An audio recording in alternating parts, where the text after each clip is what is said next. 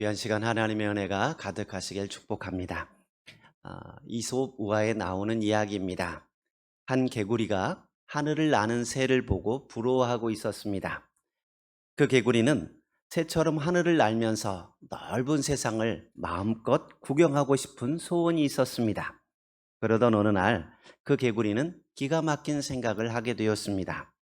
마음씨 좋은 새와 협상을 하여서 새가 나뭇가지 한쪽을 물고 날아가면 자신이 그 나뭇가지 한쪽을 물고 따라 날아갈 수 있지 않을까라는 생각을 하게 된 것입니다. 개구리의 생각대로 마음씨 좋은 새를 만나서 협상을 맺었습니다.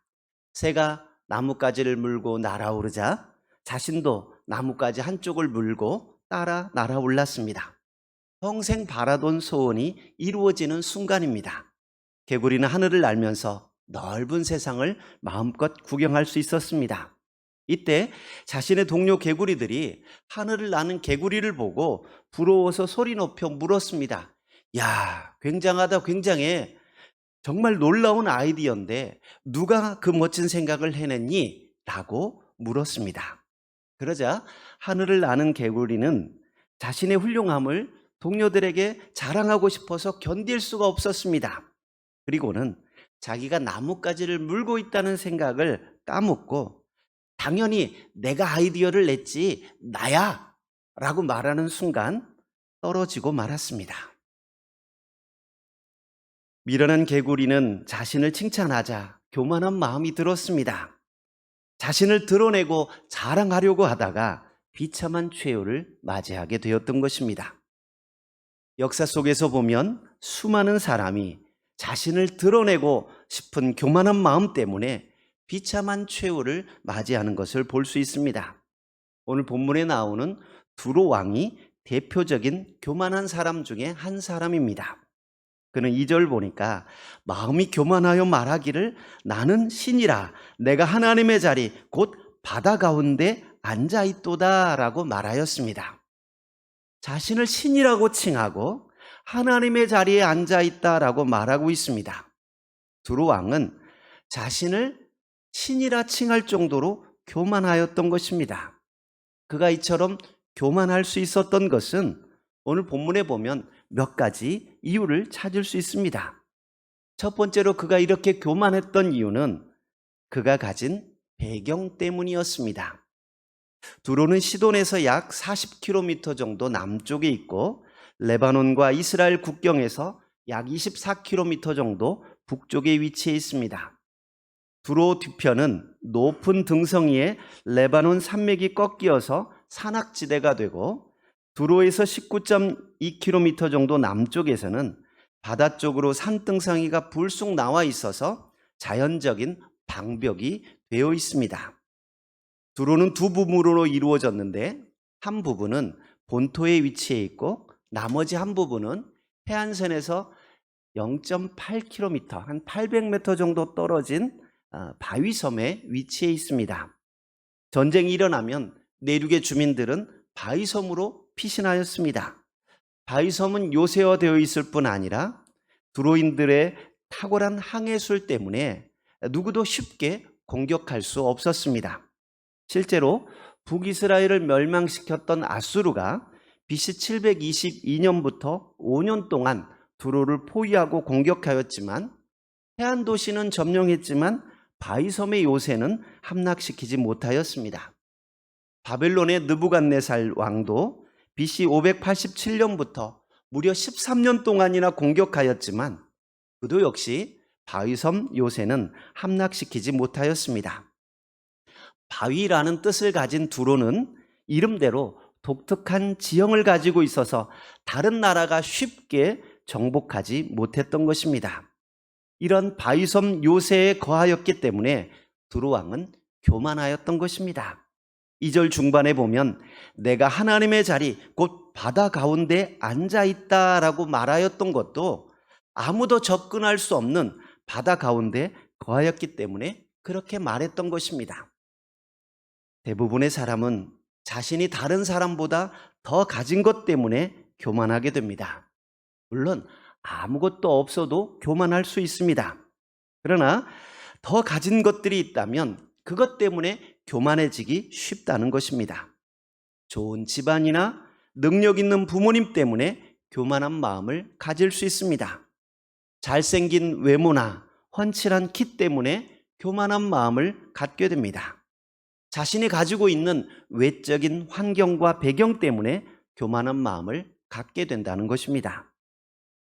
두 번째로 두로 왕은 그가 가진 지혜 때문에 교만하였던 것을 볼 수 있습니다. 3절 보시면 내가 다니엘보다 지혜로워서 은밀한 것을 깨닫지 못할 것이 없다 하고 라고 말합니다. 다니엘은 당시 바벨론에서 최고의 지혜자로 여겨졌습니다.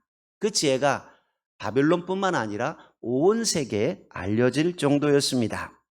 두로 왕은 자신이 이런 다니엘보다 더 지혜롭다라고 말함으로써 자신을 하나님과 같은 위치에 두었습니다.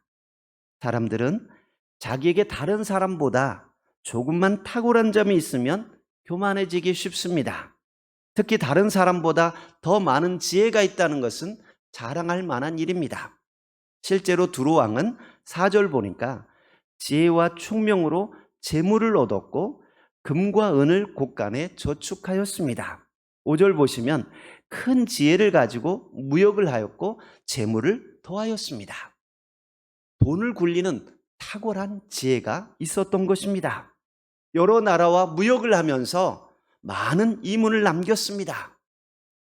그런데 그가 지혜롭다는 것 때문에 하나님을 의지하지 않고 자신의 지혜를 의지한다면 그 길이 곧 멸망의 길입니다. 우리가 잘 아는 대로 솔로몬은 지혜의 왕입니다. 그는 자신의 지혜로 수많은 나라와 정략 결혼을 통해 국교를 맺었습니다. 그 일이 국제사회에서 이스라엘을 지키는 길이고 부강한 나라를 만드는 길이라 생각하였습니다. 그 예측대로 나라는 부강해졌습니다. 그러나 수많은 나라와의 결혼을 통해 각 나라의 우상이 들어오게 되었고 결국 하나님의 심판으로 나라가 나뉘게 되었던 것입니다. 내가 미련하다고 생각하는 사람은 혼자서 판단하거나 행동하지 않습니다. 그러나 스스로 지혜롭다고 생각하는 사람은 다른 사람에게 묻지 않습니다. 다른 사람들이 나보다 다 어리석고 내가 제일 지혜로운데 누구에게 묻겠습니까? 그는 하나님께 기도하지 않습니다. 그리고 자기 혼자 결정하고 판단해 버리게 되는 것입니다. 로마서 12장 16절에 보면 서로 마음을 같이 하며 높은 데 마음을 두지 말고 도리어 낮은 데 처하며 스스로 지혜 있는 채 하지 말라라고 말씀하고 있습니다. 잠언 16장 18절에도 교만은 패망의 선봉이요 거만한 마음은 넘어짐의 앞잡이니라 라고 경고하고 있습니다. 내가 다른 사람보다 더 지혜를 가지고 있다라고 한다면 더 조심해야 한다는 것입니다.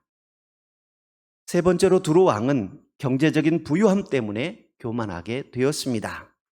두로는 당시 경제적으로 부유한 나라였습니다. 오늘 본문 4절과 5절을 보시면 내 지혜와 총명으로 재물을 얻었으며 금과 은을 곳간에 저축하였으며 내 큰 지혜와 내 무역으로 재물을 더하고 그 재물로 말미암아 내 마음이 교만하였도다라고 말하고 있습니다. 돈이 많다고 모두 교만한 것은 아닙니다. 그러나 물질적으로 풍요를 누리면 교만해질 확률이 높습니다. 두로는 당시 지중해를 통한 해상무역의 중심지 역할을 하고 있었습니다. 수많은 물자가 오고 가는 무역 행위를 통해서 경제적인 부를 누릴 수 있었습니다. 두로를 대표하는 산물은 자주색 옷감입니다. 당시 염색 산업이 거의 없던 시절에 자주색 옷감은 애굽이나 구브로나 시실리나 북아프리아 등지로 수출이 되었습니다. 또한 헬라 북쪽 트라케 금광은 두로를 한층 부유하게 만들었습니다. 그래서 스가랴 9장 3절에 보면 두로를 언급하면서 은을 티끌같이 금을 거리에 진흙같이 쌓았다라고 표현하고 있습니다. 여러분 얼마나 부유한 삶을 살고 있었는지 단적으로 보여주는 표현입니다.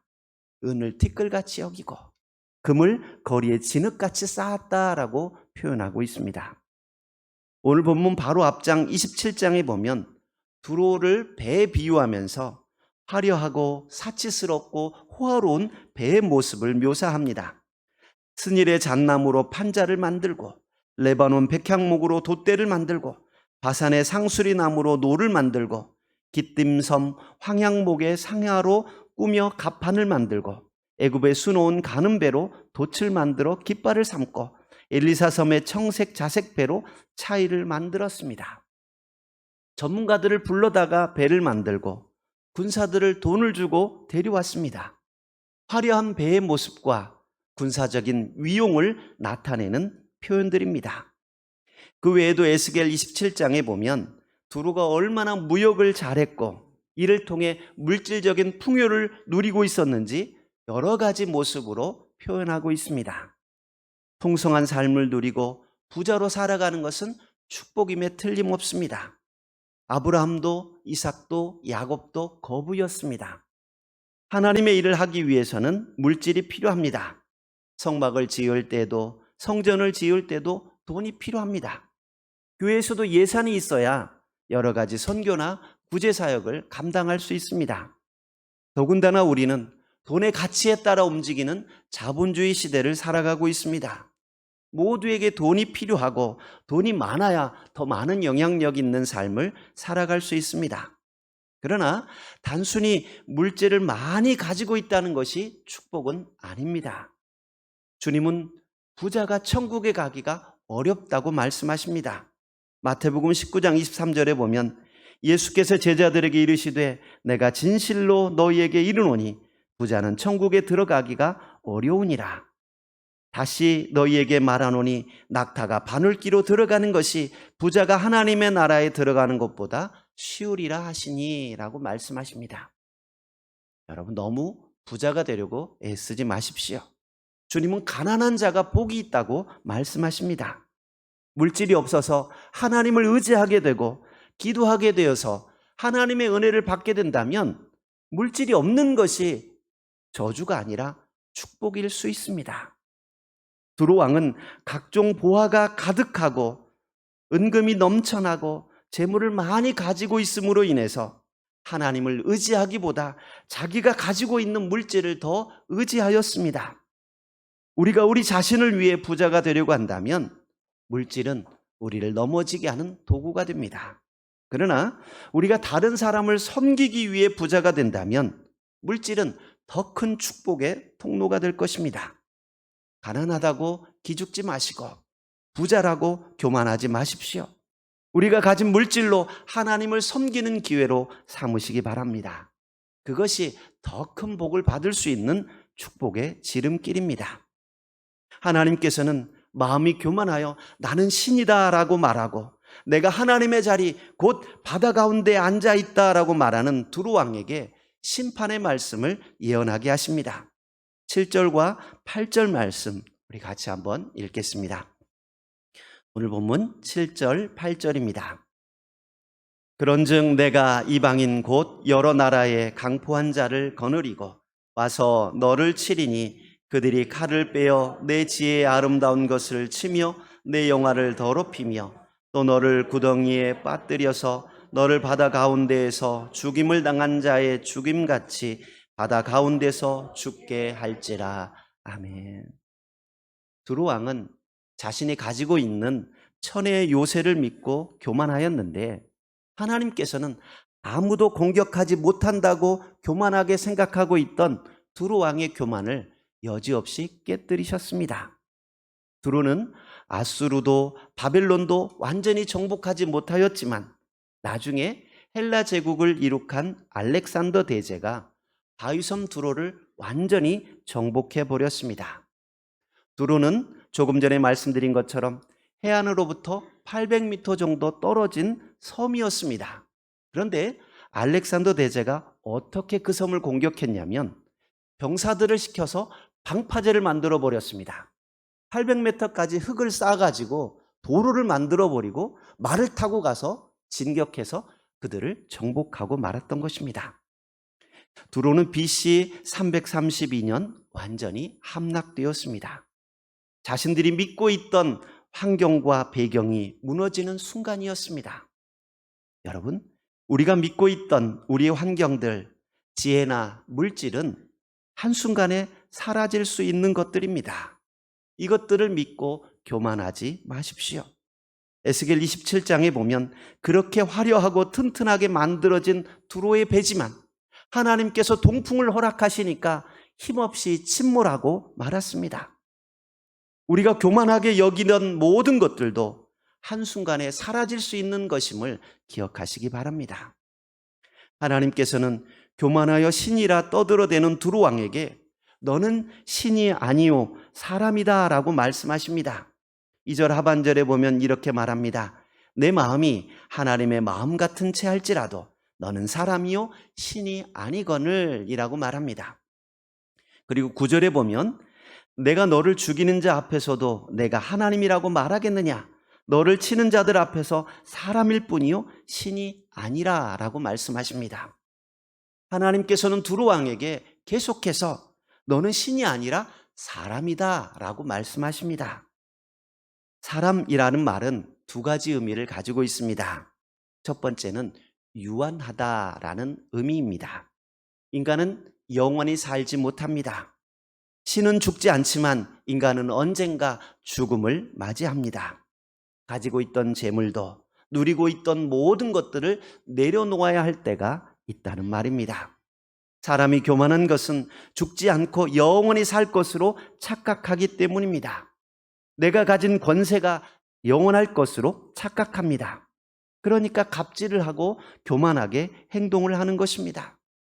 은퇴하면 모든 것을 내려놓고 물러가는 것처럼 사람은 언젠가 죽음을 맞이하게 되고 모든 것을 내려놓아야 할 때가 다가옵니다. 교만에 빠지지 않으려면 이 사실을 잊지 않아야 합니다. 마지막이 있음을 기억하고 겸손하게 살아가는 우리 모두가 될 수 있기를 바랍니다. 또한 우리가 사람이다라는 사실은 우리가 연약한 존재임을 기억하라는 뜻입니다. 사람이라는 단어의 히브리어는 아담입니다. 아담이라는 뜻은 먼지, 티끌, 진흙 이런 뜻을 가지고 있습니다. 우리는 티끌과도 같은 존재입니다. 연약한 존재이고 보잘것없는 존재라는 말입니다. 우리는 죄로 인해 이미 사형 선고를 받은 사람들입니다. 우리가 죄로 인해 죽었다라는 사실을 기억한다면 결코 교만할 수 없습니다. 나의 본 모습을 잊어버리면 교만하게 되지만 나는 본래 죄인이고 나는 본래 연약한 존재다라는 사실을 기억하는 사람은 겸손하게 됩니다. 하나님께서는 자신의 환경을 믿고 교만하고 자신의 지혜를 믿고 교만하고 자신이 가진 물질을 믿고 교만한 두로 왕을 심판하십니다. 그가 믿고 있던 모든 것을 동풍으로 침몰시켰습니다. 사랑하는 성도 여러분, 우리가 하나님보다 더 의지하고 있던 것들이 있다면 내려놓을 수 있기를 바랍니다. 두로 왕처럼 하나님의 자리에 앉아있지는 않습니까? 내가 나의 삶의 주인 되어 살아가고 있고 내 마음대로 내 시간을 사용하고 내 마음대로 물질을 사용하고 내 마음대로 교만하게 살아가고 있지는 않는지요? 내가 앉아있는 자리는 어디입니까? 나를 교만하게 만들고 하나님보다 더 의지하는 자리에 있다면 빨리 내려오십시오. 우리가 다른 사람보다 더 가진 것이 있다면 그것은 교만하라고 주신 것이 아니라 은혜 가운데 살라고 주신 하나님의 선물입니다. 내가 내 노력으로 내 지혜로 얻은 것이 아님을 기억하고 교만하게 살아가는 것이 아니라 겸손하게 하나님을 섬기며 하나님께 감사할 수 있는 우리 모두가 되시길 바랍니다. 하나님은 교만한 자를 대적하시되 겸손한 자에게 은혜를 주신다고 약속하셨습니다. 우리가 주님을 본받아 겸손하게 서로를 섬기며 나아가게 될 때 우리 가정은 사랑이 넘치는 가정이 될 것입니다. 자기를 높이려고 하지 않고 상대방을 서로 높여주며 섬김의 삶을 살아가게 될 때 우리 교회는 따뜻한 교회로 변하게 될 것입니다. 주님이 모든 것을 버리고 겸손하게 낮아지셨던 것처럼 우리도 주님을 본받아 겸손하게 섬기는 믿음의 성도들 되시길 주의 이름으로 축복드립니다. 아멘. 은혜로우신 하나님 감사합니다. 우리를 부르시고 하나님의 자녀 삼아주시고 연약한 우리를 강하게 하시고 아무것도 없던 우리에게 커다란 축복을 허락하시니 감사합니다.